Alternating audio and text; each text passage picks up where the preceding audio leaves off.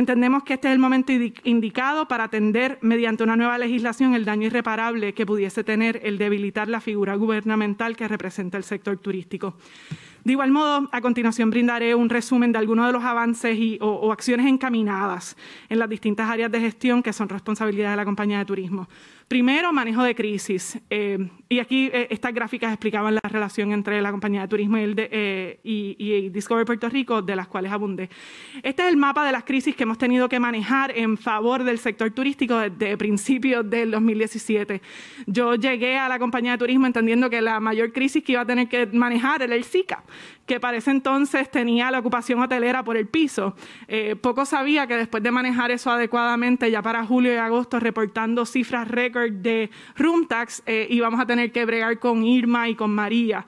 Y todo esto nos llevó a desarrollar una metodología de manejo de crisis que pudimos implementar en cada una de las crisis subsiguientes y que hoy hemos flexibilizado para la implementación de la crisis del COVID.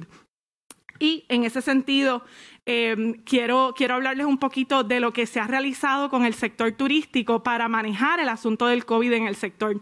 Desde marzo empezamos a desarrollar un plan de recuperación de destino que establecía un norte muy claro de hacia dónde se dirigía el destino. Y esto le permite una herramienta a todo el sector a que tenga claro cuáles son las acciones que tenemos que tomar en todo momento de manera conjunta.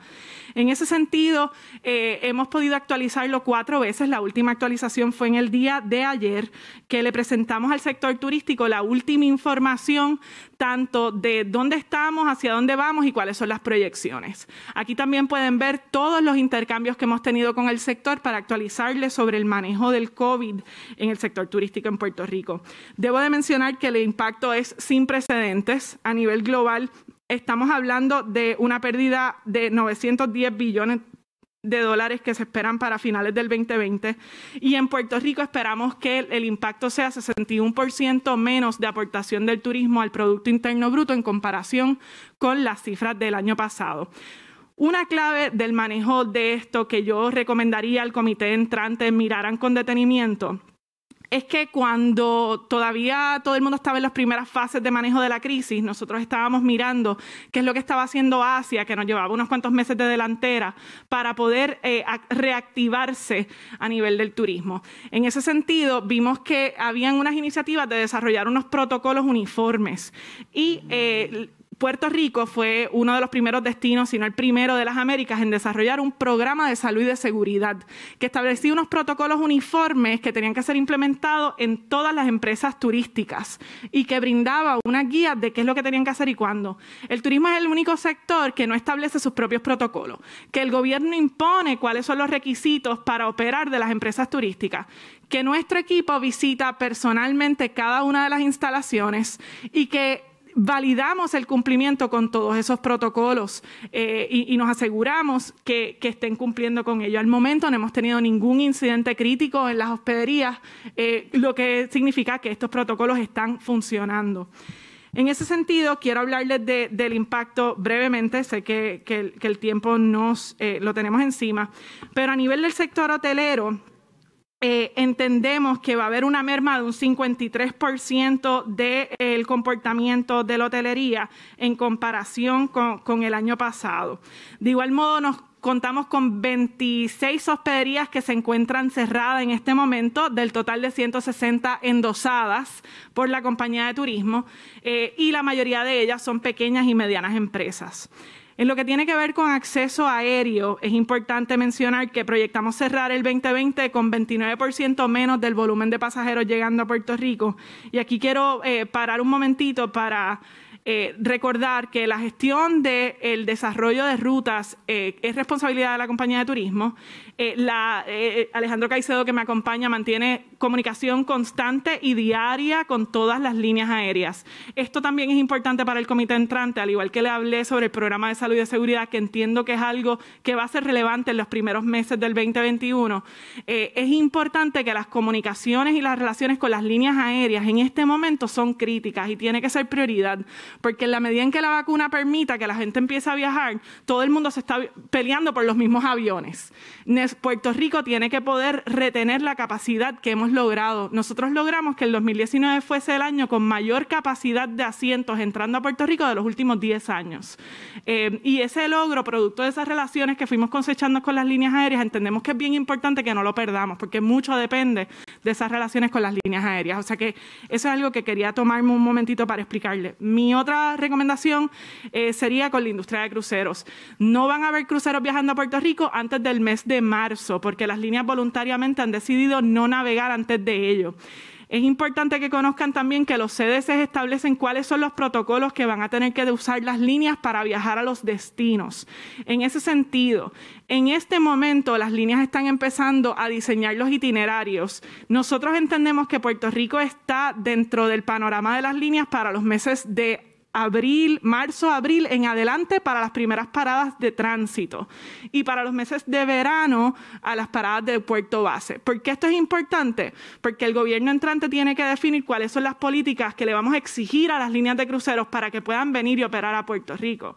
Y es por ello que mi recomendación sería que pudiéramos tener unas conversaciones aparte específicamente con el tema de cruceros para que la administración entrante pueda asumir y tomar las posturas de política pública que le tenemos que comunicar a las líneas en estos meses de preparación para que sepan cuándo y cómo es que Puerto Rico estaría listo para recibirles. Ya hemos adelantado mucho del trabajo con la autoridad de los puertos. Esto es un poco del trabajo que hemos hecho en conjunto. No voy a entrar en detalle por factor tiempo. De igual modo, importante que conozcan que nuestras proyecciones apuntan a que vamos a llegar a tener indicadores de desempeño similares al 2019 en el 2023.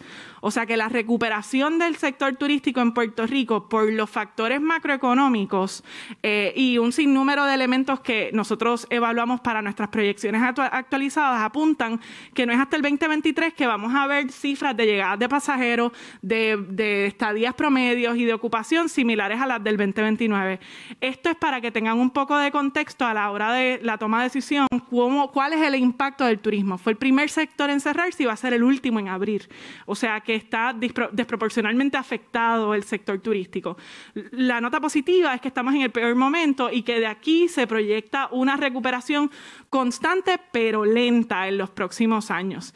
También hemos dejado una hoja de ruta a considerar que establece cuáles son los pasos a seguir en los próximos meses y que con mucho gusto podemos abordar en una parte. La compañía de turismo es también responsable de la responsabilidad de promover el turismo interno, que cobra mayor relevancia en este momento, dado que cuando no hay turistas viajando del exterior, es precisamente el mercado local el que puede ayudar a subsanar un poquito de ese déficit que está dejando el mercado que deja de entrar. Nosotros hemos implementado una serie de campañas y estamos viendo los registros hoteleros de residentes aumentar, que eso es bueno para el sector. No entraría en mucho detalle, aunque me encantaría poder hacerlo. Este es un resumen de los decretos contributivos que se han otorgado a través de la compañía de turismo bajo la Ley 74 desde el 2017. Aquí pueden ver que en total hemos podido emitir unos 172 nuevos o renovados decretos de nuevos o renovados proyectos turísticos cuya inversión total asciende a $4 billones en capital. Estos proyectos hoy o ya comenzaron o ya abrieron o están próximos a abrir y es un indicador que no obstante a todas las crisis por las cuales hemos atravesado, los inversionistas siguen interesados en Puerto Rico. Y aquí ven en el desglose de año en año, lo que evidencia que cada año que ha pasado hemos podido ser más ágiles en la gestión en favor del sector hotelero y también de desarrollo turístico. Nuestro presupuesto de gastos a noviembre, tengo a Gustavo conmigo que podemos hablar. Tuvimos un subcomité fiscal donde hablamos de algunos de los temas fiscales y con mucho gusto podemos profundizar si hay preguntas específicas. Pero le puedo resumir nuestras preocupaciones en unos puntos claves. Principalmente los recaudos de la compañía de turismo provienen del room tax y de las tragamonedas. En la medida en que hay menos personas quedándose en los hoteles, entra menos dinero a la agencia, no tan solo la agencia, toda la cascada que se nutre del room tax, que incluye al DMO, que incluye al distrito, que incluye los bonos del centro de convenciones, que todos están viendo afectados por la merma en recaudos. Y están los recaudos de tragamonedas, que son los que provienen de los casinos, que ahora mismo están operando de capacidad limitada. Ahí se afectan los recaudos a la IUPI, al Fondo General y al Fondo de Desarrollo Turístico, que es el que utilizamos para invertir en desarrollo de acceso aéreo, desarrollo de cruceros, entre otras cosas. En ese sentido, tal como le comentamos al subcomité fiscal, nos preocupa que desde que los recaudos pasaron a ser responsabilidad de la Comisión de Juegos, en el mes de septiembre, en vez de que fueran administrados por la compañía de turismo no ha recibido ningún dinero, lo cual está afectando el flujo de caja significativamente para poder cumplir con nuestros compromisos. Eso es algo que nos preocupa grandemente, porque la ley precisamente de la comisión establece que los desembolsos se van a hacer cada 3 meses en vez de mensual, como se hacían anteriormente en manos de la compañía de turismo, que se distribuía tanto a los casinos como a los diferentes puntos de la cascada que mencioné diligentemente. Se están viendo afectadas las responsabilidades de la compañía de turismo por esa razón. Otros puntos importantes. Como les dije, por la baja en recaudos de room tax, entendemos que no se va a poder cumplir con la porción de pareo al DMO de $5 millones. El DMO cuenta en ley con 25 millones fijos, 5 millones adicional si se consiguen 5 millones adicional del sector privado. Dado a la merma en recaudos y cómo funciona la fórmula arroja que con los recaudos que proyectamos ingresar no se va a poder tener en presupuesto, no se va a poder tener en caja esos $5 millones de pareo. De igual modo, continuamos observando que esos ingresos de room tax siguen bajando y vamos a tener un déficit de unos 3 o 4 millones de dólares operacional en el presupuesto de la compañía de turismo, que estamos en conversación con AFAF y con Hacienda para poder entender cómo vamos a trabajar, y con OGP, disculpen. De igual modo, estamos en proceso de petición a la Junta de Supervisión Fiscal para poder acceder a un dinero que teníamos remanente para ayudar al distrito de convenciones con el cual tenemos una deuda, y estamos en proceso de reevaluar el presupuesto para poder seguir ajustando las partidas de gasto a base de estas proyecciones de recaudo limitada. Con eso quiero finalizar diciendo que entiendo que la función de la compañía de turismo, que recientemente conmemoró su 50 aniversario de fundación, es hoy más relevante que nunca. Estamos trabajando arduamente para renovar nuestro inventario de atractivos turísticos y de habitaciones endosadas, como evidencia los trámites que hemos hecho con el sector privado.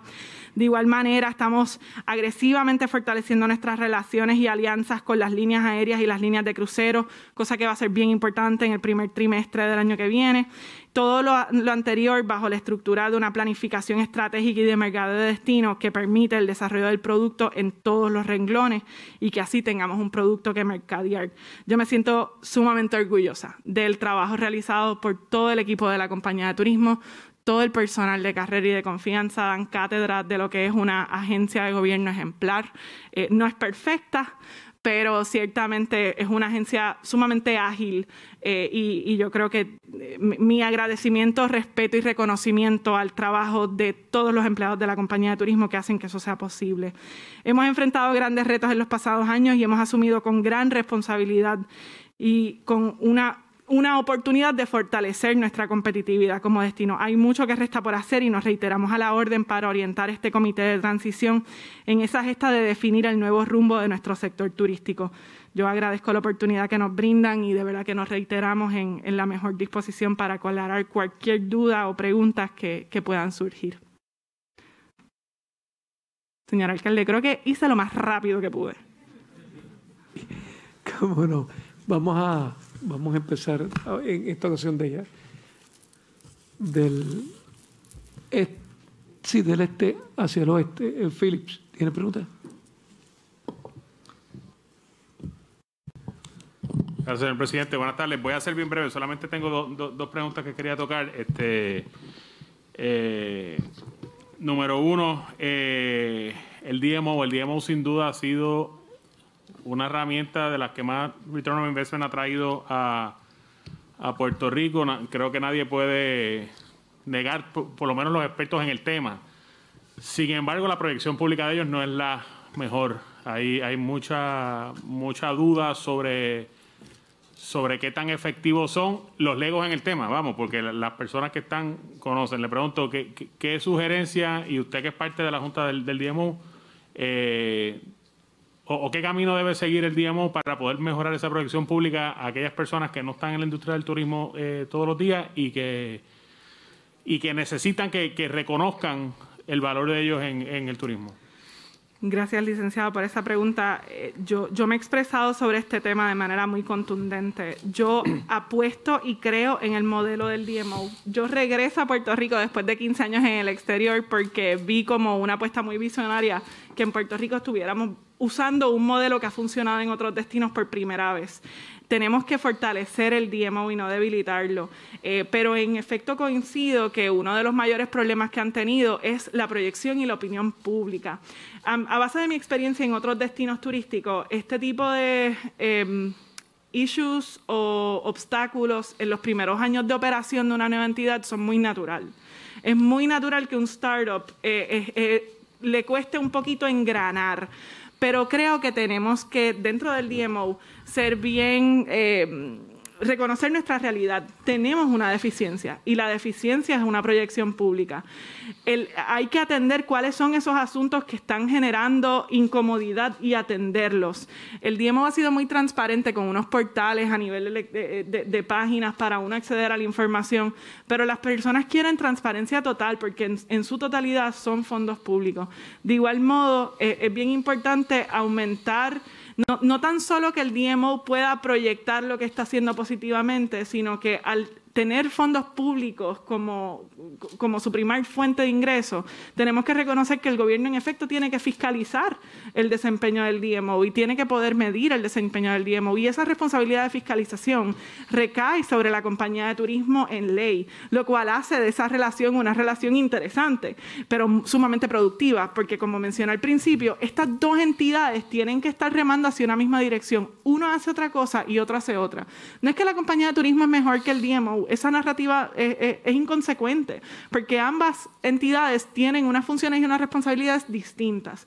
Yo entiendo que como gobierno tenemos que fortalecer el DMO, definitivamente hay que asignar el dinero adecuado para hacer el trabajo, pero hacerlo dentro de una plataforma de absoluta transparencia, donde sigamos confiando, fomentando el aumentar esa credibilidad con la opinión pública y reconocer claramente cuáles son las debilidades que la opinión pública le achaca al DMO. O sea, es una pregunta un poquito compleja, pero yo creo firmemente en este modelo y entiendo que tenemos que fortalecerlo reconociendo sus debilidades. Esa misma es la línea que pienso que debemos seguir. Estoy muy de acuerdo con usted.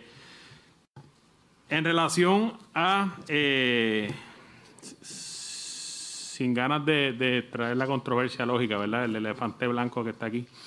En la mañana tuvimos al Departamento de Desarrollo Económico y Comercio, que nos explicó pues hacia dónde va dirigida la consolidación de la compañía de turismo, hacia lo que sería en su futuro la oficina de turismo. Nos habló en un slide como, estoy hablando de memoria, pero como de 7 facultades principales que tiene la compañía de turismo, que ya pues si vamos haciendo un checklist, que ya el mercadeo exterior se pasó al DMO, que ya juegos de azar se pasó a la comisión de juegos, otras que no recuerdo, pero siendo esas dos las primeras principales. Ha habido intentos de legislación para regresar la compañía de turismo a lo que era previo a la aprobación de la ley 141, me parece, 81. que era realmente adscrita, pero no un standalone tampoco. La pregunta es, esa es la ley hoy en día. La ley ahora mismo dice, el Estado de Derecho vigente dice que la compañía va dirigida a convertirse en una oficina. Hubo la legislación, fue vetada. De bolsillo. Sé que usted habló sobre esto, pero ante esta situación y esta exposición que nos dio el secretario de Desarrollo Económico, futuro director de ECOR3, le pregunto pues su opinión y cómo podemos entonces llegar a un punto medio. Citando al alcalde de Bayamón, que habló los otros días de la finca de la finca, de que cada jefa de agencia defiende su finca, pero quisiera que elaboremos un poco sobre eso. Claro. Hay dos componentes, ¿verdad? Está el componente de lo que muy bien dice el secretario de Desarrollo Económico, que es que hay una ley que hay que implementar. Y en ese sentido, el subdirector Carlos Mercado ha sido el project manager para asegurarnos que todo requerimiento que provenga del DEC o de cualquier otra agencia, incluyendo AFAF y demás, que tiene un requerimiento específico, sea atendido y cumplido. Y en ese sentido, puedo dar fe, y aquí Carlos puede abordar, que la compañía de turismo ha cumplido con el pleno de los requerimientos para hacer cumplir con la ley. Ahora, me desprendo de eso y les hablo como profesional del sector turístico. Yo no tengo un trasfondo fiscal, o sea que yo no voy a apoyar medidas que tengan un fin fiscal sin reconocer cuál es su impacto en el desarrollo económico de Puerto Rico. Como profesional del turismo, habiendo trabajado en otros destinos, yo creo que a las entidades gubernamentales que tienen como fin apoyar al sector no las podemos debilitar, sino que las tenemos que fortalecer. Precisamente esa fue la visión de don Luis cuando en el 1970 se dio cuenta que desde el 1937 hasta el 70 a turismo le habían pasado como canica en 10 dependencias a ver dónde encajaba. Pues porque no había una política pública que favorecía el desarrollo del turismo como una agenda donde el turismo era prioridad de política pública. Yo creo que donde nos encontramos ahora mismo es que tenemos que reconocer que si a lo largo de estos 50 años hemos podido impulsar el turismo porque tenemos una agencia de gobierno ágil como pocas, que tiene la capacidad de velar por los intereses del sector, ¿por qué destruirla en vez de fortalecerla? Yo reconozco que esto tiene un fin fiscal, que esto está delineado en el plan fiscal y que eso, lo que se pretende es que los recursos que trabajan en la compañía de turismo, que vuelvo y reitero, son muy buenos y son muy ágiles, sean utilizados para otras funciones del gobierno. Y a eso yo me opongo, porque yo entiendo que son recursos que estamos quitando de que se dediquen al turismo para asignarlos a otras competencias. Y en ese sentido doy mi criterio y doy mi opinión como profesional del sector turístico, no considerando otros elementos, aunque sí debo de reconocer que los ahorros que establece el plan fiscal se han podido lograr, incluso no pasando todos los empleados al DEC en este momento. O sea que en ese sentido mi opinión es una muy técnica, es algo que el licenciado conoce, que yo he tratado de influenciar desde mi función gubernamental, desde adentro, porque entiendo que es algo sumamente importante para el desarrollo turístico de Puerto Rico y que no podemos hacernos de la vista larga. Y esa sería mi posición formal, siempre respetando que el secretario y el DEC tienen una función que están haciendo valer y cumplir con una ley. O sea que correcto, eso hay que respetarlo y así a eso precisamente iba, que exacto, que reconocemos entonces que es el Estado de Derecho, que es lo que se está trabajando. Correcto. Que hubo correcto. La oportunidad, ¿verdad? La legislatura no pasó, sí pasó, no pasó en la Fortaleza, pero por lo menos esa es la política pública que existe ahora mismo. Correcto. Usted habla de don Luis, yo hablo de don Ricardo, porque correcto. Don Ricardo fue quien movió eso, sea para bien o para mal, pero eso fue lo que pasó. Totalmente, y yo creo que en ese sentido al gobierno entrante, y vuelvo y digo, van a tener tanto la opinión formal de 13 pasados directores de la compañía de turismo y esta servidora, como de 29 entidades municipales privadas y de otros renglones que emiten su opinión al respecto. O sea que no es nada más la opinión de esta servidora, sino de un sector que reconoce la importancia y está en la administración entrante, entonces definir la política pública del gobierno y si es algo que el gobierno interesa tener como algo de prioridad de política pública o si las estructuras legales que tenemos vigentes atienden las necesidades del sector. Y por último, en la misma línea, ya entonces tocamos lo que sería la integración completa de la compañía, pero también posteriormente pues también vino la ley de la Comisión de Juegos, que también le saca la división de juegos de azar. Entiendo, según su postura ahorita, que aunque se ha hecho la transferencia, pero que aún la división no está recaudando como debería. Explícanos, abúndanos un poco sobre eso, la integración de esto. Claro, la división de juegos de azar pasa del todo a la comisión de apuestas. Correcto. Hay dos elementos que pasan, tanto a nivel operacional, porque el trabajo de la división es poder brindar el elemento de regulación de los casinos, y de inspección, como también el elemento de recaudación. La compañía de turismo se nutre de las dos fuentes de ingresos que mencioné, una de ellas siendo los recaudos de tragamonedas. La compañía de turismo hacía la recaudación y luego distribuía tanto a los casinos como a las otras entidades de gobierno. Al traspasar tanto el aspecto operacional como el aspecto financiero, ahora las cuentas y los recaudos no están yendo a una cuenta de una corporación pública, sino que están yendo a una cuenta en Hacienda. Lo que sucede es que la propia ley establece que en vez de hacer un desembolso a la cascada de tragamonedas, incluyendo a turismo, el Fondo de Desarrollo Turístico, la YUPI y el Fondo General, cada mes se hace cada 3 meses. Eso lo que eso lo que genera es una presión de liquidez, de cash flow en las agencias que dependen de esas fuentes de ingresos. Y ahora mismo lo que estamos teniendo es un problema de poder recibir el dinero de la recaudación para poder cumplir con las obligaciones que históricamente no habíamos tenido problemas en cumplir. O sea que en efecto pasa la operación, pasa también la recaudación. Y está pasando y está operando. Entonces ya como lo sabemos hoy en Correcto. día, la División de Juego de Azar está en comisión. Lo que tendríamos entonces es ese problema más presupuestario financiero. Correcto. Que entonces se pudiera evaluar en el futuro. Correcto. O sea que su recomendación en este caso es trabajar específicamente con lo que es ese traspaso de dinero de la cascada, sea quien sea finalmente quien envíe el dinero. Sea Hacienda, pero que entonces se corrija lo del tiempo. Correcto. Esas son mis preguntas, presidente. Gracias. Juan Carlos. Buenas tardes, bienvenido, directora y al equipo de trabajo. Muchas gracias por estar aquí. Quiero comenzar y probablemente ustedes son una de las entidades más impactadas por toda la situación del COVID, ¿verdad? Y ciertamente el turismo, el viaje a nivel mundial ha sido interrumpido, o sea que todos los planes y todas las cosas, toda la existencia hubo que repensarla ante las circunstancias. Pero quiero comenzar con un tema que creo que está presente en la mente de muchas personas y es la poca actividad turística que hay ahora mismo en Puerto Rico y el tipo de turismo que se está dando, el comportamiento, los issues que hemos visto públicamente y cómo eso va atado a las preocupaciones de seguridad que puedan tener los residentes de Puerto Rico.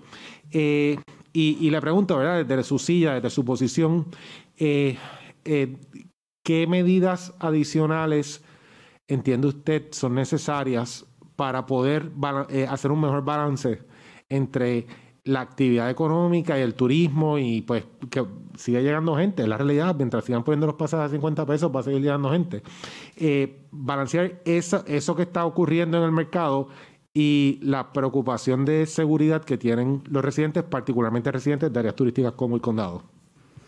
Sí, una preocupación que yo creo que compartimos todos. Voy a comenzar por indicar que esto se convirtió en un problema bien fuerte cuando empezamos a ver los contagios en alza aproximadamente en el mes de julio.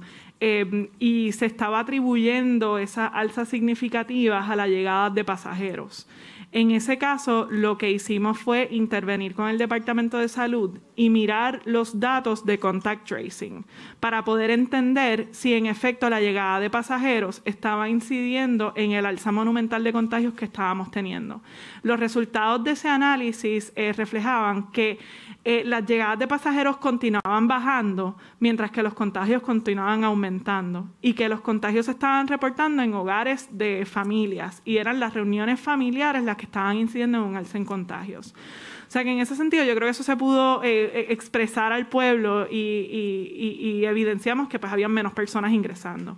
Pero efectivamente es una preocupación todavía válida porque en la medida en que estamos hablando de reaperturas, las personas van a seguir llegando, no obstante a que los CDC recomiendan en contra de ello en este momento. O sea que yo creo que es importante que el gobierno entrante también pueda coordinar con Discover Puerto Rico, que es la entidad que tiene un alcance al mercado del exterior y que está enfocando los esfuerzos de comunicaciones en el exterior para poder asegurarnos que el mensaje que está llegando en los mercados de donde estamos teniendo problemas es el adecuado. Que si usted va a venir a Puerto Rico, porque es un viaje esencial, es un viaje que usted necesita hacer, y usted está aquí, usted tiene que cumplir con todo lo que disponen las órdenes ejecutivas y tiene que cumplir con un comportamiento responsable y saludable, porque nuestro sector turístico está cumpliendo con la implementación de esas medidas.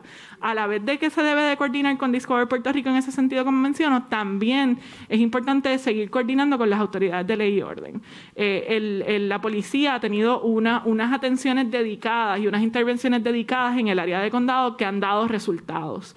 Pero yo creo que como pueblo también tenemos que asumir una responsabilidad colectiva y darnos cuenta que si bien ese comportamiento es inaceptable y tenemos que asegurarnos que eso minimice, los datos reflejan que el problema en realidad se están dando en nuestras interacciones con nuestros familiares y nuestras amistades. Desde el punto de vista de lo que ustedes pues tienen más control y más contacto, ya sea pues una vez aterrizan aquí en el aeropuerto, en las hospederías, en las áreas turísticas, ¿hay algún esfuerzo particular de parte de ustedes de reforzar esos mensajes de seguridad, de comportamiento, de precauciones, que pues trate de llegar a ese público que están caminando por ahí sin máscara, sin mascarillas, que están pues comportándose como si no estuviese pasando nada en el mundo? Definitivo. Y voy a resumir las iniciativas quizás en dos. Primero, es que tenemos que aumentar la cantidad de personas que están llegando a Puerto Rico sin la prueba, porque eso es un riesgo real. Y en este caso, analizamos unos datos de pasajeros de JetBlue, específicamente, que es nuestra aerolínea con mayor capacidad a Puerto Rico, desde julio 15 hasta la fecha que tenemos los Travel Declaration Forms. Apuntan a que únicamente el 30% de los pasajeros que están entrando a Puerto Rico vienen con su prueba realizada. O sea, que significa que el otro 70% tiene que estar haciendo cuarentena, pero el fiscalizar las cuarentenas en realidad es sumamente complicado, por lo cual tenemos que atender el problema de raíz. Tenemos que asegurarnos que las personas lleguen a Puerto Rico con sus pruebas realizadas. Por ello, esta semana nosotros lanzamos una iniciativa con JetBlue para promover que las personas vengan con las pruebas realizadas. Ellos tienen una alianza con Vault Labs y la compañía de turismo Vault y JetBlue ahora mismo está promoviendo que las personas se hagan las pruebas en sus hogares, unas pruebas de saliva cuyos resultados están listos en 72 horas, como una iniciativa conjunta y como muestra de la relación fortalecida que tiene la compañía de turismo con las líneas aéreas, de que más personas lleguen con las pruebas realizadas. Una vez llegan aquí, contamos con nuestros socios de industria. Como mencioné, nosotros contamos con un programa de salud y de seguridad que establece los protocolos que tienen que seguir las hospederías y los short-term rentals para poder orientar a ese pasajero, a ese visitante que llegó a Puerto Rico. Tienen un rol para asegurar que estén haciendo la cuarentena y tienen un rol de orientación al momento de llegar a Puerto Rico. Hay unos formularios que tienen que presentarle a toda persona que hace check-in y hay una orientación que se le tiene que dar. O sea, que no tan solo es el gobierno, que actualmente tiene la campaña de Voy Turisteando que mencioné, que está en nuestros medios locales, sino que también nuestros socios de industria asumen un rol protagónico a la hora de orientar a los consumidores que le consumen. Muy bien. Cambiando, mirando hacia el futuro, ¿verdad? Y celebrando el hecho de que hoy se dieron las primeras vacunaciones en Puerto Rico y que todo aparenta indicar que estamos empezando a ver el principio del final, si Dios quiere y todo sale bien. La industria en algún momento regresará, ¿verdad? En estos momentos, ustedes, y yo sé que pues el DMO tiene el alcance a nivel fuera de Puerto Rico por diseño, pero desde el punto de vista de las campañas que estén pendientes y los planes, esperando a que en un momento volvamos a retomar pues la industria y que vuelva a retomarse el viaje turístico. ¿Dónde están ahora mismo en esos planes? ¿Eso se sigue trabajando? ¿Hay algo que esté pendiente en estos momentos? Sí, en el día de ayer, y para resumir dónde estamos ahora mismo y con el anuncio de la vacuna, qué es lo que proyectamos. En el día de ayer nosotros hicimos el cuarto Industry Update, donde actualizamos las proyecciones futuras. Aquí ustedes pueden ver las proyecciones actualizadas. La primera vez que hicimos proyecciones fue el 2 de septiembre. El 2 de septiembre pudimos agarrar los datos que teníamos de diferentes fuentes a nivel global que analizaban tanto el desempeño global como de Puerto Rico, como lo es el World Travel and Tourism Council, Oxford Economics y Euromonitor, y sacamos unas proyecciones para Puerto Rico. Estas proyecciones nos indican que la recuperación en Puerto Rico iba a tomar aproximadamente unos 3 años para llegar a indicadores como teníamos en el 2019. La recuperación a nivel global, en efecto, va a tener unos 3 o 4 años antes de ver números del 2019. Pero en el caso de Puerto Rico tenemos unas ventajas competitivas que no tienen otros destinos, de los cuales pudiese, pero no voy a entrar en detalle en este momento, donde entendemos que puede haber una recuperación dentro de 2 a 2 años y medio. En 2 o 2 años y medio podemos ver cifras en algunos de los renglones similares a lo que teníamos en el 2019. En ese sentido, ¿cuáles son las iniciativas que hay que seguir encaminando para asegurar que eso suceda? Primero, las relaciones con las líneas aéreas, que fue algo que mencioné. Nos hemos dedicado a fortalecer esas relaciones y eso no se puede descuidar a partir de enero. ¿Por qué? Porque las líneas van a ver dónde es que van a montar los aviones que tienen y todo el mundo empezó de cero. ¿Puedo interrumpirla ahí para claro. ser bien puntual en cuanto a eso? ¿Qué exactamente de la relación con las líneas aéreas? O sea, porque pues entiendo las buenas relaciones, pero si pudiese ser puntual en qué exactamente es lo que hacemos con las líneas aéreas que nos pues, da esa ventaja competitiva contra otros destinos. La compañía de turismo tiene un fondo que proviene de las tragamonedas que utilizamos para incentivos a líneas aéreas. Anteriormente se utilizaban los incentivos para garantizar asientos. Esa práctica es una muy desactualizada y la utilizamos ahora mismo como acuerdos cooperativos de mercadeo. O sea, que a base de la capacidad que queramos tener en una ruta X, hacemos un acuerdo donde le damos una cantidad de dinero a la línea aérea y ellos tienen que poner esa misma cantidad en valor publicitario también. De ese modo, estimulamos la demanda de los mercados donde queremos estimularla. O sea, que cosas que se tienen que hacer es tener el plan actualizado a base de lo que la nueva administración entiende que deben ser las rutas a desarrollar o la capacidad que tenemos que retener, que mi recomendación sería tratar de volver a tener la capacidad que teníamos anteriormente. Implementando esos incentivos adecuadamente. Una bandera roja que debo de alzar, no obstante que Aerostar está buscándole la vuelta, nuestro APP con el aeropuerto, con el administrador del aeropuerto, establece que Aerostar tiene que recibir anualmente X cantidad de dinero que se distribuye entre los recaudos que provienen de tarifas de las distintas líneas aéreas. Para llegar a ese tope hay que entonces ajustar las tarifas individuales para asegurarse que Aerostar reciba el mínimo que tienen que estar recibiendo. En ese sentido, hemos visto que se van a tener que aumentar algunas de las tarifas, especialmente para viajes internacionales. En ese sentido hay que trabajar junto con Aerostar. Ahora mismo estamos trabajando en una propuesta para poder canalizar unos incentivos en conjuntos que se van a tener que ejecutar a partir de enero para un poco contrarrestar ese posible aumento que vamos a tener tarifario por la merma en capacidad a partir de enero y de igual modo complementarlos con los incentivos de acceso aéreo que tenemos. Esa propuesta está sobre la mesa y yo creo que es algo que se debe de dialogar con el Comité de Transición. ¿Hay algún plan, programa similar para los cruceros? Los cruceros, nosotros le damos incentivos por pasajeros. O sea que tenemos dentro del Fondo de Desarrollo Turístico, ya de por sí hay unos incentivos que se le asignan por cada pasajero que trae cada línea de crucero. En ese sentido, estas tarifas o estos incentivos fueron establecidos a base de cómo Puerto Rico debe de mantenerse competitivo a nivel tarifario por llegada por pasajero en comparación con otros destinos. La realidad es que la Autoridad de los Puertos cobra unas tarifas muy elevadas en comparación con otros destinos, por lo cual Turismo se vio obligado a dar un incentivo para compensar con esa tarifa muy alta que cobra la Autoridad de los Puertos. Yo entiendo que con la industria de cruceros lo que ellos necesitan es planificación con antelación y por eso es que recomendaba que se debe de tener una reunión para específicamente profundizar con el tema de los cruceros, que es bastante complejo. Sí. Pero lo único que ellos necesitan en este momento es seguridad ante la incertidumbre. El problema que tenemos con los cruceros es que todos los destinos chiquitos del Caribe, cada uno establece su propio protocolo. O sea que tenemos muchas islas estableciendo sus propios protocolos que complican la operación de las líneas de crucero. En la medida en que nosotros podamos tener condiciones favorables y poderles dar certeza, los barcos van a llegar. Sí, y hago estas preguntas con interés particular. entendiendo el contexto de que cuando una vez se abran las compuertas, todos los caballos van a salir corriendo como unos locos.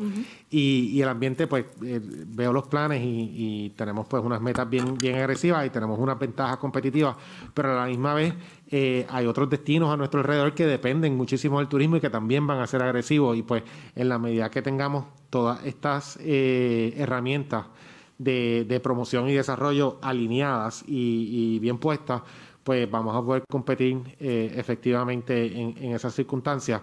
Y a su punto, si me permite mencionar, sí, claro, algo que les recomendaría que estuviéramos bien al tanto.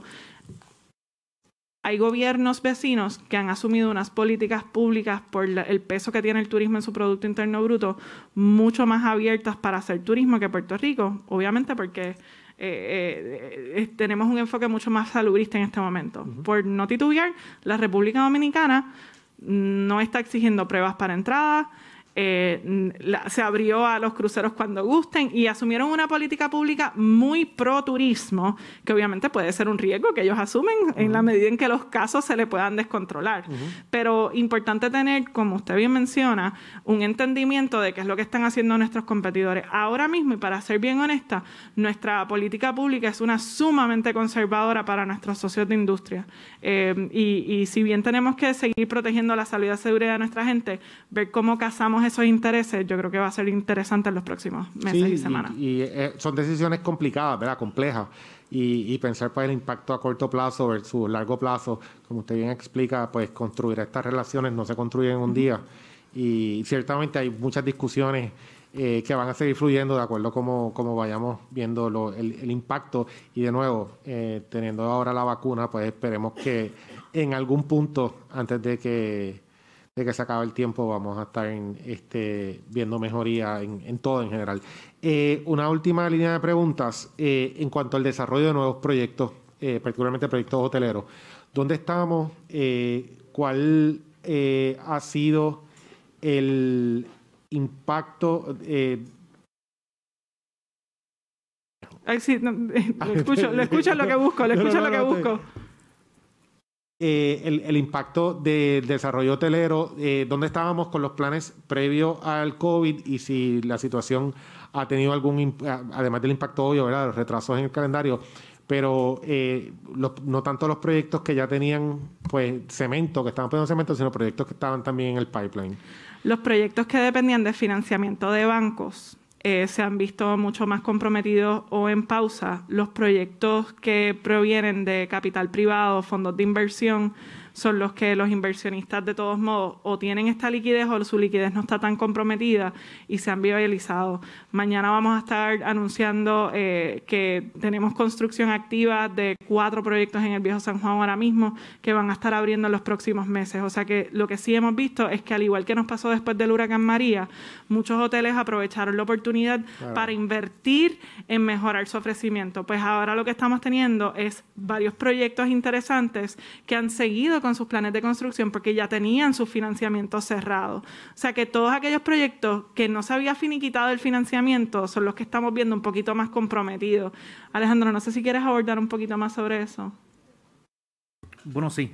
Hemos visto durante los últimos meses, desde cuando empezó la pandemia, un interés en inversión en Puerto Rico. ¿Por qué se ha dado eso? Porque han visto que estos inversionistas están viendo más seguridad en su inversión, en su capital, en Puerto Rico, tanto por las ayudas federales que se han dado, del CARES Act y otras ayudas.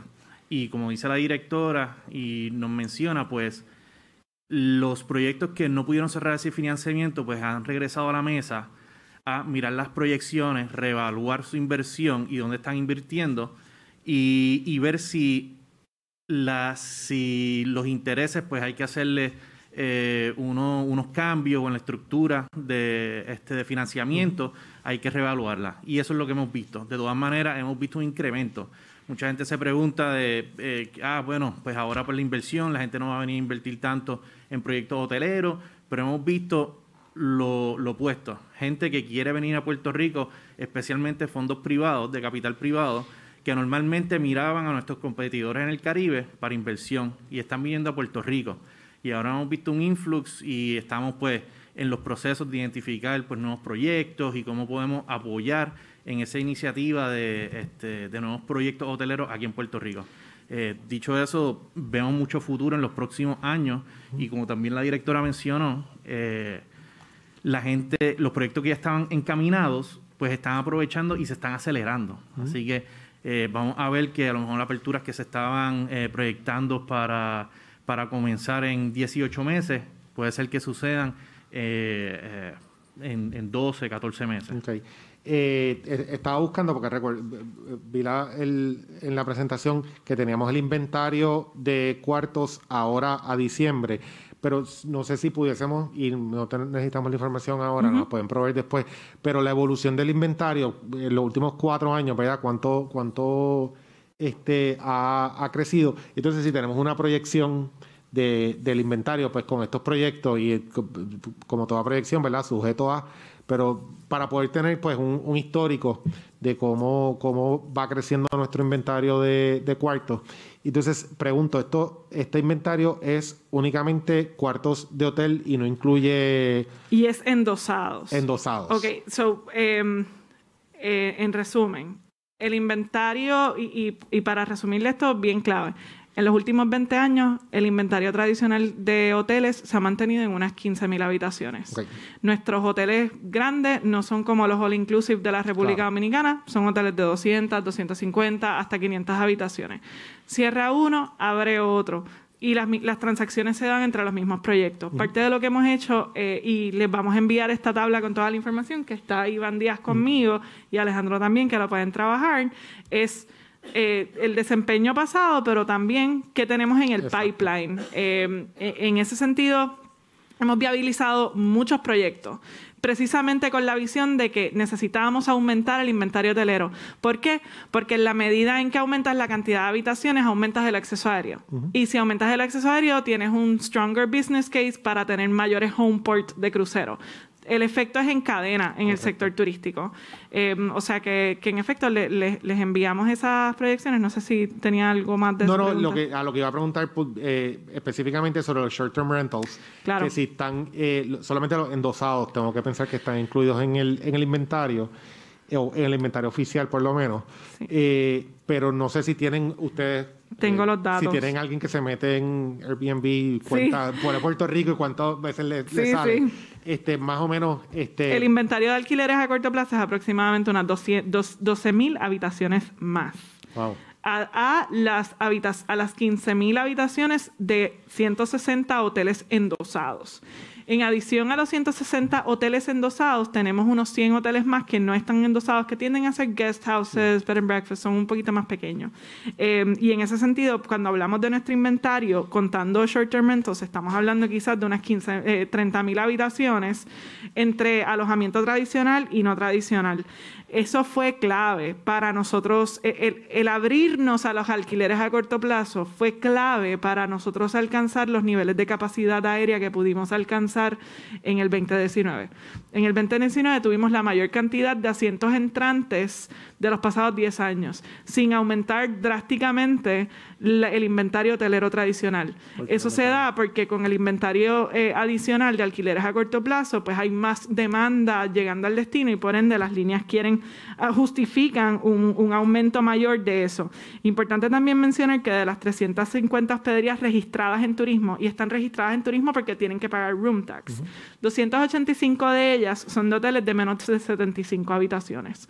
O sea que la mayoría de nuestro inventario es uno muy positivo porque es diversificado.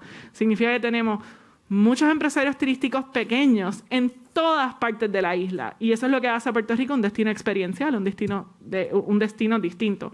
Pero si queremos crecer en realidad la aportación del turismo al Producto Interno Bruto, tenemos que seguir viabilizando proyectos de habitaciones y seguir abriéndonos a cosas como alquileres a corto plazo.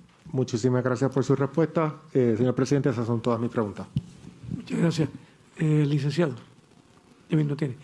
Carlos. Muchas gracias, señor presidente. Buenas tardes a los deponentes. Le agradezco por su servicio a usted y a su equipo de trabajo. Ya es tarde, así que voy a ser bastante breve. Solo quería repasar algunos de los puntos que discutimos en la vista ejecutiva para estar seguro que tenemos los números más actualizados. Y quizás lo podemos dividir en los dos renglones principales, en room tax y en ingreso por tragamoneda. De manera agregada, ¿cuánto va a ser la disminución de ingresos en vamos a comenzar por Tragamonedas, que están proyectando al 30 de junio. ¿Del total de recaudación o de cómo impacta el presupuesto de la agencia? Del total de recaudos, porque me interesa hacer la pregunta de seguimiento específicamente el componente de la UPR, ¿cuánto dinero anticipan que va a recibir menos la universidad? Perfecto. Le paso la palabra a Gustavo, que es nuestro CFO. Buenas tardes.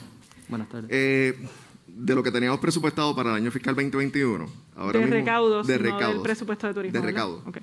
Estamos hablando de que estuvieran recibiendo 3.3 millones menos hasta la fecha, hasta el mes de octubre. Faltaría contabilizar el mes de noviembre. Estamos viendo una mejoría en lo que tiene que ver con el ingreso de tragamonedas. Al momento que podamos tener esa información, pues podemos ver si hemos recuperado espacio y hemos disminuido la pérdida. Por lo menos las proyecciones son positivas. La jugada se ha mantenido por la información que tenemos, o sea que podemos recuperar ese terreno perdido en lo que culminamos el año fiscal. ¿Y esa pérdida es del ingreso agregado o el específico de la Universidad de Puerto Rico? Ese es el de la universidad, la que le correspondería en base al presupuesto de ingreso para la Universidad de Puerto Rico. O sea que hasta la fecha la universidad va a recibir cerca de 3 millones menos. 3 millones menos. ¿Y el recaudo a nivel agregado de Tragamonedas, en cuánto se ha visto disminuido?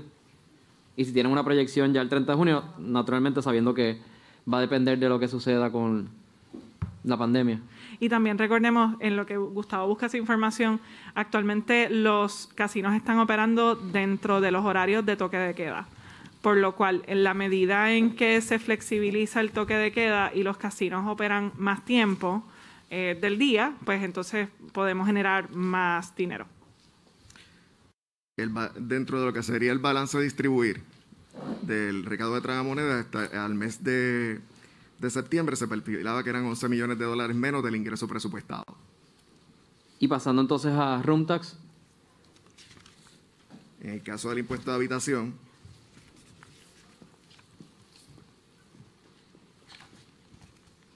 al cierre del mes de octubre tendríamos un 31% menos de lo que se había presupuestado de ingresos. Estamos hablando sobre 5 millones de dólares. Casi es un poco más de casi 5 millones de dólares en disminución. Y hacer la proyección hasta el 30 de junio, ¿cuánto sería? No tengo el estimado realizado, le podemos proveer las cifras, pero por lo menos estamos estimando que pudiéramos estar cobrando en total para el año fiscal más o menos entre 50 y 52 millones de dólares solamente, que es una cantidad sumamente baja para lo que ha sido el recaudo histórico que hemos tenido. ¿Ha sido de cuánto? ¿Cómo? ¿Cuánto ha sido el histórico? 74 millones de dólares. Y para repasar, eso tendría consecuencias sobre el fondo operacional de la compañía, el distrito de convenciones, las distintas reservas que se hacen, el DMO y el fondo para el turismo interno. Sí, eso se dividen en dos, ¿verdad? El de tragamonedas impactaría a la IUP y el Fondo General, impacta la operación de la agencia e impacta el Fondo de Desarrollo Turístico. Con ese presupuesto que es discrecional de la Junta de Directores es que se capitaliza los incentivos de barcos cruceros, desarrollo de acceso aéreo, eventos especiales y ese tipo de cosas. Room Tax, entonces, esa cascada es la que tiene al servicio de deuda del centro de convenciones, tiene a distrito y tiene el fondo de mercadeo tanto del DMO como de la compañía de turismo, que tiene un fondo mínimo para fines de turismo interno. ¿Se me quedó alguno, Gustavo? No, está bien. Okay. Y como una pregunta de seguimiento, ahora sí hablando del presupuesto particular de la corporación, al sumar ambas fuentes de ingresos y las demás fuentes que ustedes tienen que representan pues ingresos menores, ¿de cuánto sería el shortfall o la deficiencia para que puedan cumplir con todas sus obligaciones al 30 de junio si las proyecciones se mantienen como están hasta ahora? Esa es esta tabla, ¿verdad, Gustavo? Esa es una de ellas. Ok. Ahora mismo de lo que estamos relacionado a que sería el presupuesto de gasto para cumplir con todas nuestras obligaciones, el presupuesto que se nos otorgó la Junta de Control Fiscal son 70 millones de dólares. Ahora mismo, el estimado de ingreso que nosotros tendríamos, sabiendo que Tragamoneda es quien sustenta mayormente la operación de la compañía de turismo, tendríamos solamente una caída de más o menos entre 2 a 2.5 millones de dólares, lo que estaría estimado. Pero, dentro de lo que es la distribución por cada una de las cascadas, la más que está sufriendo es la que está relacionada entonces al área de mercadeo que proviene de Room Tax. Ahí, pues, el dinero que estaría sobrando, que tendríamos disponibles, estaría más o menos entre 18 millones a 20 millones de dólares solamente. Que eso afectaría pues lo que iría tanto al DMO como al distrito.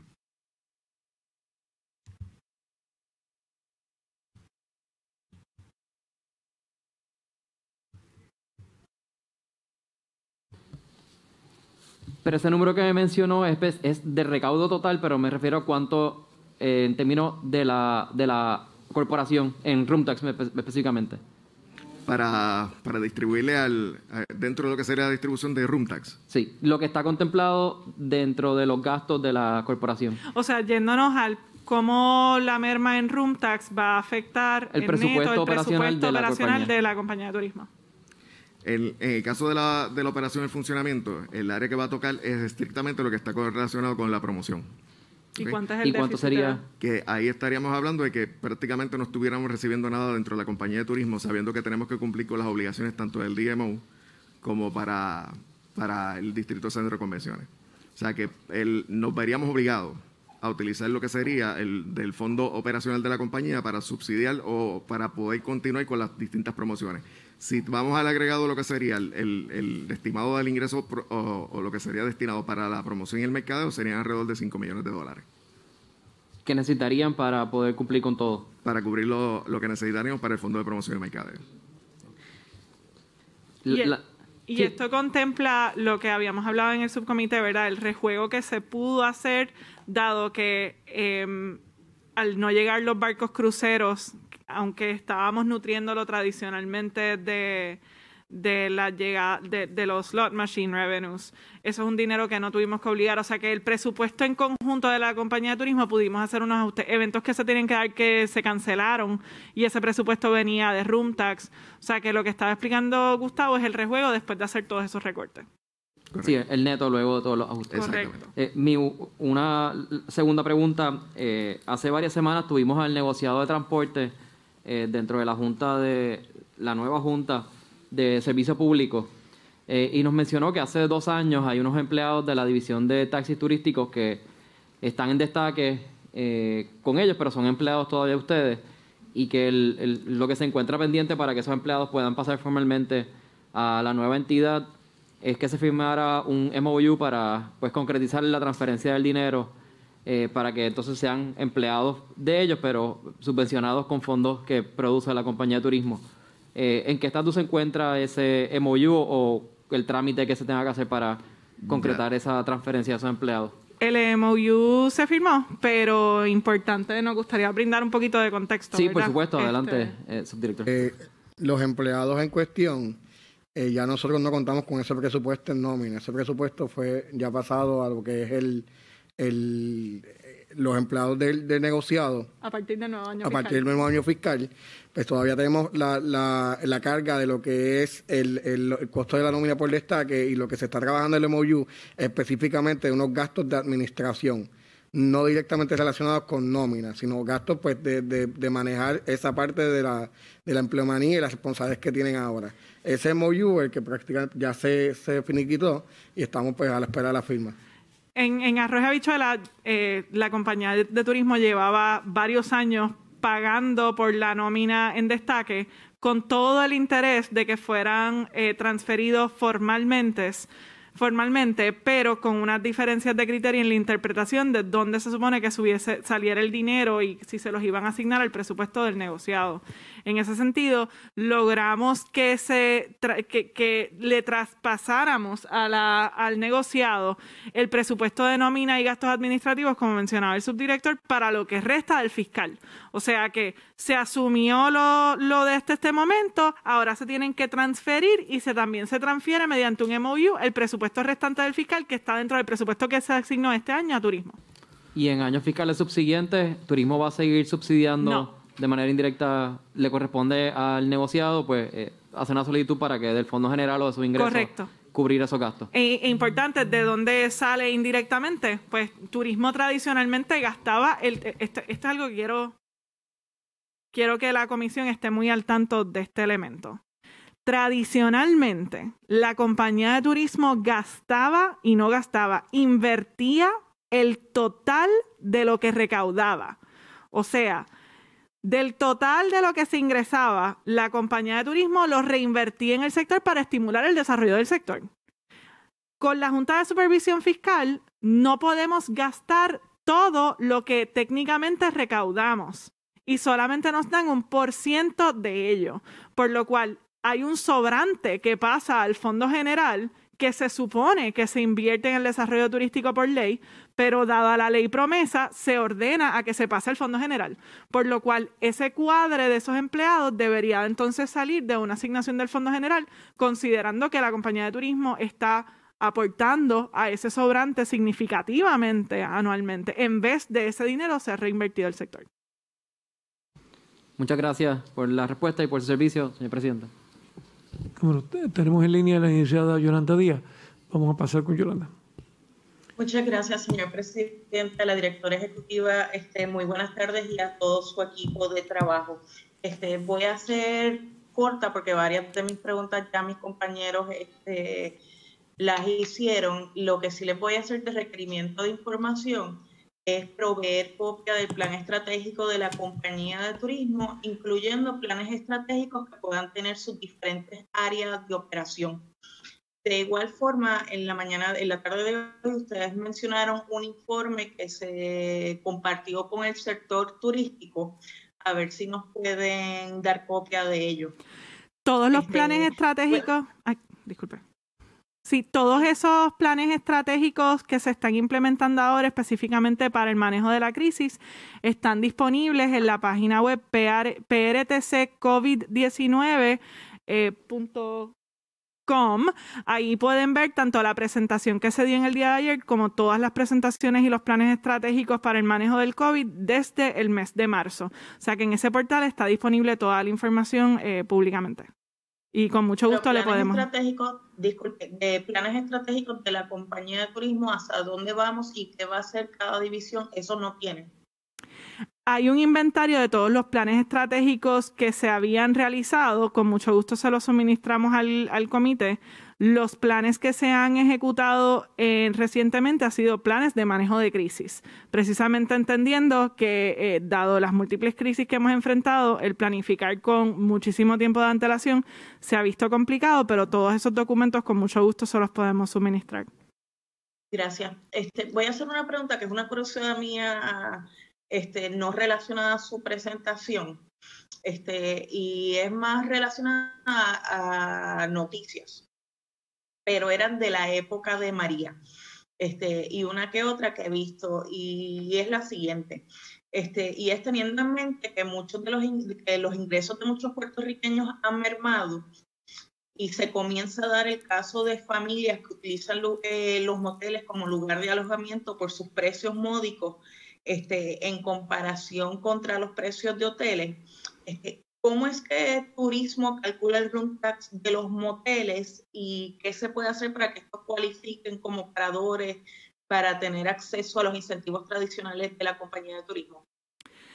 Sí, le referiría a lo siguiente: toda hospedería, incluyendo moteles, están debidamente registrados en room tax en virtud de la ley 272, que establece cuál es el impuesto que paga cada una de los tipos de hospedería. O sea que en esa ley se establece cuánto es que paga cada uno de ellos por tipo de hospedería. De igual modo, hay un reglamento de hospederías en la compañía de turismo que establece quién cumple y quién no cumple con criterios de endoso para poder ser elegible a un endoso promocional. En ese sentido, cualquier cambio que la administración entrante quiera hacer para favorecer ese sector se pueda atender atendiendo las modificaciones al reglamento y también atendiendo la ley, si quieren ajustar el % de room tax de los moteles, atendiendo lo que establece la ley 272, que es cuánto deben de pagar los moteles. Gracias. En todo este momento hemos escuchado las diferentes preguntas de nuestros compañeros sobre la cascada de room tax. A ver si pudiera ponerlo por escrito el % en específico que debe recibir cada entidad. Claro que sí. Gracias. Otra pregunta era más relacionada al código de incentivos, porque yo entendía que los incentivos de acceso aéreo y turismo marítimo pasaban ahora al código de incentivos. ¿Cómo es que eso incidiría sobre las funciones de la compañía de turismo? Ok. Los incentivos de cruceros son, digamos, un pass-through administrativo. La ley establece claramente cuál es el incentivo que le corresponde por pasajero y en qué circunstancias a cada línea. Lo que se encarga de hacer la compañía de turismo es el trámite administrativo de procesar esa factura y pagar conforme establece la ley. En ese sentido, desconozco dentro de la nueva estructura que está propuesta del DEC, pues quién asumiría con los back office según se ha planteado, quién asume ese proceso de facturación para poder entonces cumplir con los requerimientos de desembolso de incentivos para cruceros específicamente. En lo que tiene que ver con acceso aéreo, yo difiero un poco de criterio porque los incentivos de acceso aéreo, digamos que previamente se otorgaban como garantías de asiento y no favorecemos que deba de haber algo estandarizado en ley para poder establecer cuánto dinero va a cada línea aérea, por qué capacidad, porque el Estado puede que tenga mayor interés en incentivar una ruta u otra. O sea que eso es un fondo para poder llevar a cabo negociaciones comerciales con las líneas aéreas en el mejor interés del pueblo de Puerto Rico. O sea que ese fondo se ha nutrido históricamente de los recaudos tanto de room tax como los recaudos de tragamoneda y pues como se defina la próxima oficina de turismo administrar esos recursos para que los mismos sean asignados a las líneas aéreas, yo recomendaría que siga siendo discrecionalmente y que la junta de directores o el cuerpo que sea pues establezca cuánto es el fondo de acceso aéreo que se emita en lo adelante. Hasta el momento es enteramente discrecional. No hay un flujo de la cascada que obligue cierta cantidad de dinero para las líneas aéreas. Le pregunto, nos dijo ahora era más relacionado a acceso aéreo, de incentivar una ruta u otra. Le pregunto, ¿cuáles son los planes que tiene la compañía de turismo para incentivar o cómo ha ayudado a la autoridad del puerto de Ponce a que nuevas líneas de cruceros se establezcan o lo utilicen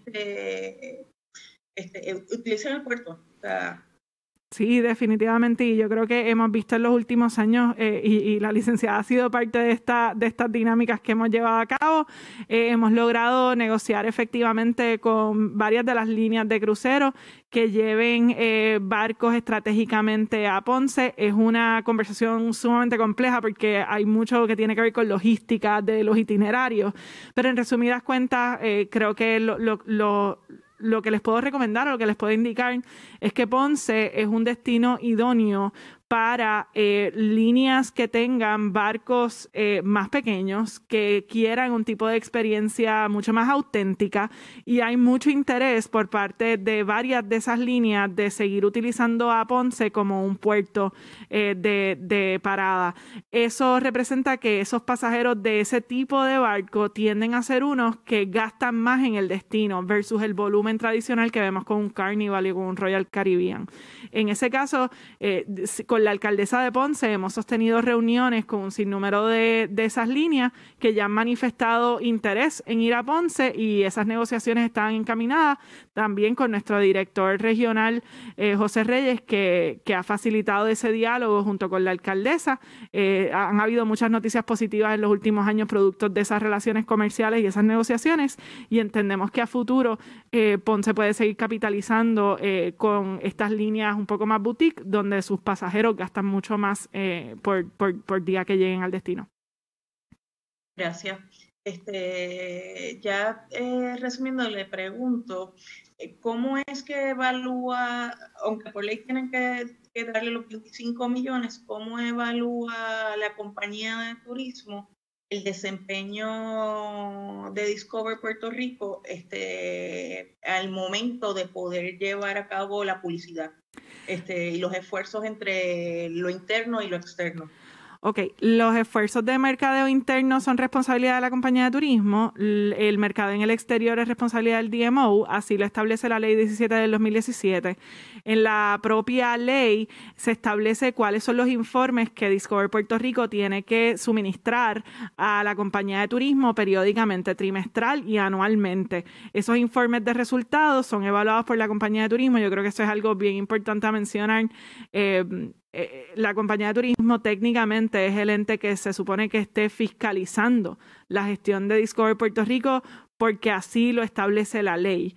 Y precisamente a su pregunta, pues la compañía de turismo recibe esos informes. En adición a ello, la compañía de turismo pertenece a la Junta de Directores del DMO. Tenemos una silla ahí y obviamente somos parte de la toma de decisión de la Junta de Directores. De igual modo, somos parte de diversos comités, incluyendo el Comité de Mercadeo, de Ventas y Mercadeo, donde esas decisiones se toman en esos comités y la compañía de turismo participa de ese proceso tanto de pedir accountability como incidir en el desarrollo de las estrategias de mercadeo.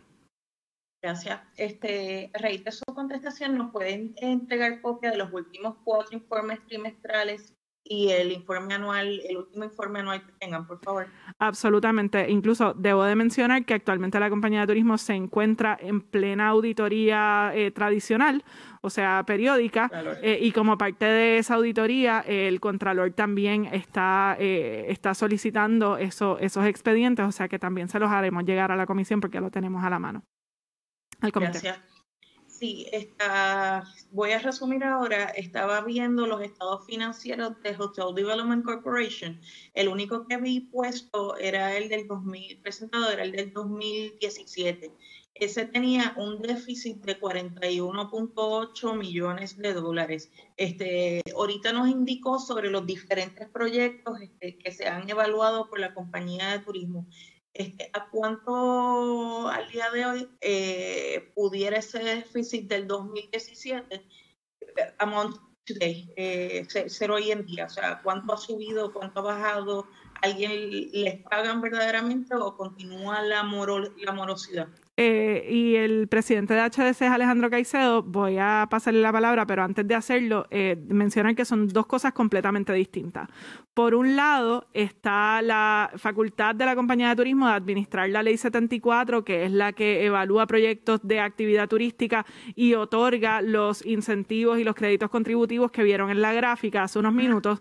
Y de otra parte está Hotel Development Corporation, que es una subsidiaria de la compañía de turismo, que es una corporación dentro de la corporación para viabilizar proyectos de nuevo desarrollo. Históricamente, y sin pelos en la lengua, Hotel Development Corporation ha hecho muchas negociaciones perdidosas.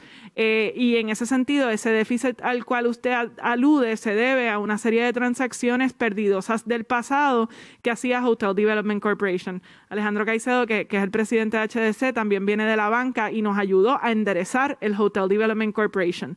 Hoy día hemos podido reportar varias transacciones exitosas, incluso el poder obtener nuevamente algunos de los préstamos que se emitieron, ya los recaudamos a capacidad y hoy día Hotel Development Corporation tiene un fondo de inversión que está hábil para que la próxima administración evalúe proyectos y pueda entonces brindar unos préstamos que se pueden canalizar a través del Hotel Development Corporation. Usualmente HDC emitía financiamiento de 3, 4 millones de dólares, llegó a emitir hasta 15 millones de dólares para Cayo Largo, que fue la última transacción que se hizo en el 2016, pero nos complace y me enorgullece informar que hoy día el Hotel Development Corporation ya está encaminado a ser una entidad que viabiliza el desarrollo de nuevos proyectos de manera exitosa en vez de perdidosa. Y Alejandro, ¿quieres brindar más información al respecto? Sí, claro. Y buenas tardes, licenciada.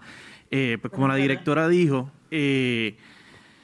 históricamente HDC se ha visto como una entidad que simplemente ha entrado en financiamiento para que un desarrollo hotelero se lleve a cabo.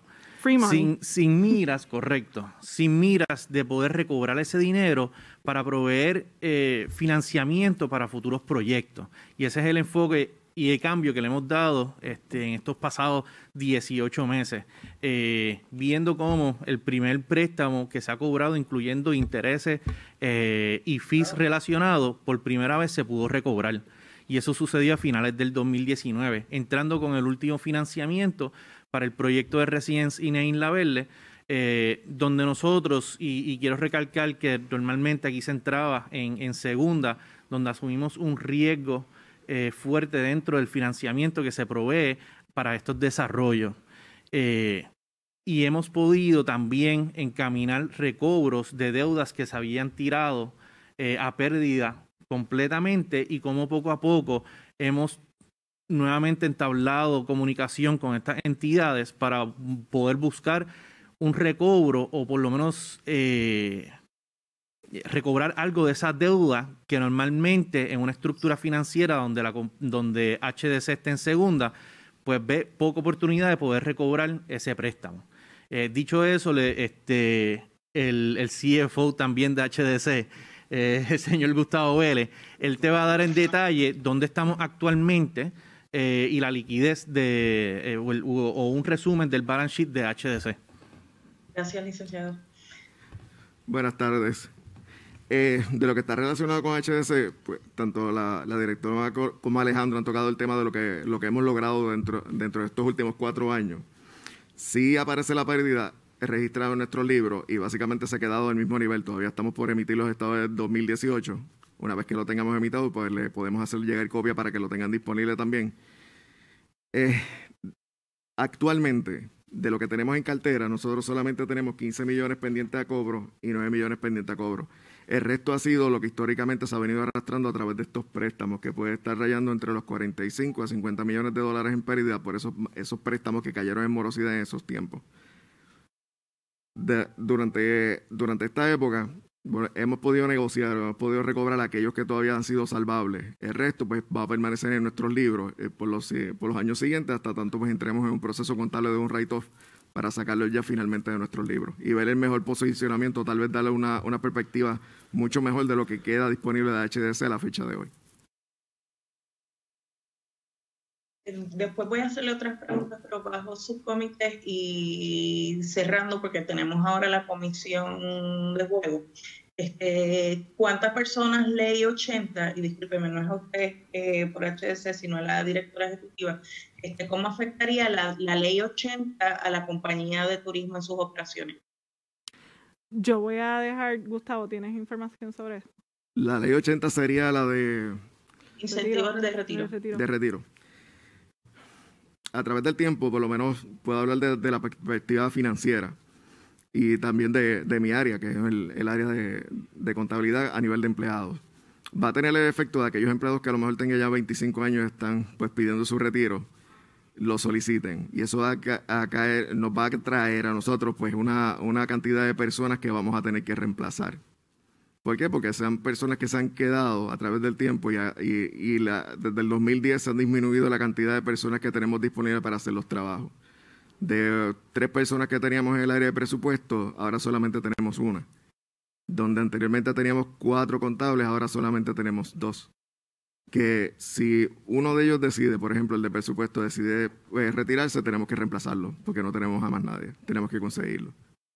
Que va a traer, por lo menos a nivel administrativo, va a traer una serie de problemas y oportunidades, donde vamos a poder trabajar tal vez con una reingeniería de todos los procesos que llevamos a cabo y tal vez pues dedicar unos recursos que tenemos disponibles en otro lado para que cubran pues esas deficiencias de personal que tendríamos. Y a modo de seguimiento de esto, y relacionado y no relacionado, próximamente tienen a la comisión de juegos, probablemente sale un asunto de la necesidad que tenía la comisión de poder adquirir personal de back office.